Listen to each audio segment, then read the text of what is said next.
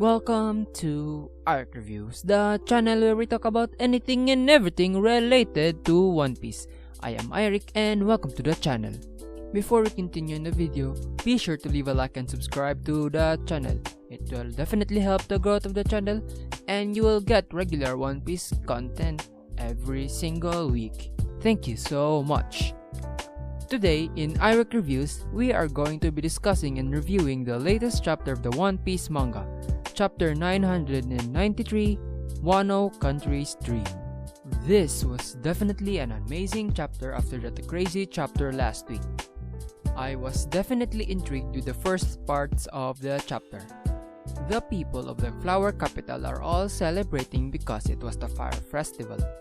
But this was the only time where they can celebrate and enjoy because Orochi isn't there. If you think about it, everyone in Wano is wearing masks.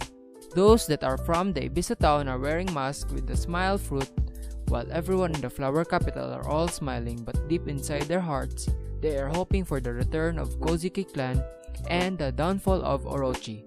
I definitely felt the words of the citizens. Oda had a home run in this part of the story. Definitely loved it. On to the next part. We have Queen and his inventions. It was only half a page of content, but I believe that this part of Queen's skill set is definitely underrated. He's known for his plague-like inventions, but the fanbase only remembers the time he fought Big Mom. For a war, this is definitely bad news for the allies. Now we have a Straw Hat interaction scene between Luffy, Sanji, and Jinbei. I definitely love these sequences, especially the part when Luffy and Sanji are arguing who should fight, but Jinbei intervened. This is definitely some great comedy right here. The only issue I had on this part is the Gorilla Zoan guy named Briscolia. I do not really mind his abilities, and he also did his role to be the guy that gets defeated, but he was definitely lackluster. He just looks like a budget Charlotte Oven with a monkey as his pet. Anyways, on to another. This was a story thread that was also present last week. We have Yamato, Momonosuke, and Shinobu being scouted by a girl named Bao Huang, who looks like she has a cat-related ability. I do not know if this is a Devil Fruit ability, but it looks like it is pretty useful for espionage. Anyways, this act impacted the Beast Pirates in a good way because they previously were confused on what is happening. They probably thought that the Straw Hats, the Heart, and the Kid Pirates are their only enemies. They already realized that this is a rebellion for the revival of the Kozuki family.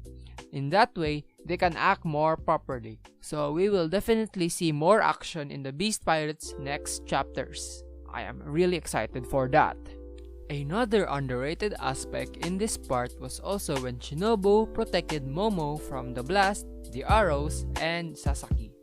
Her determination and willingness to protect her master is definitely top-notch, and if Izo did not show up, she was definitely deserving to take the 9th spot in the 9 Red Scabards. I also love the development of Kozuki Momonosuke.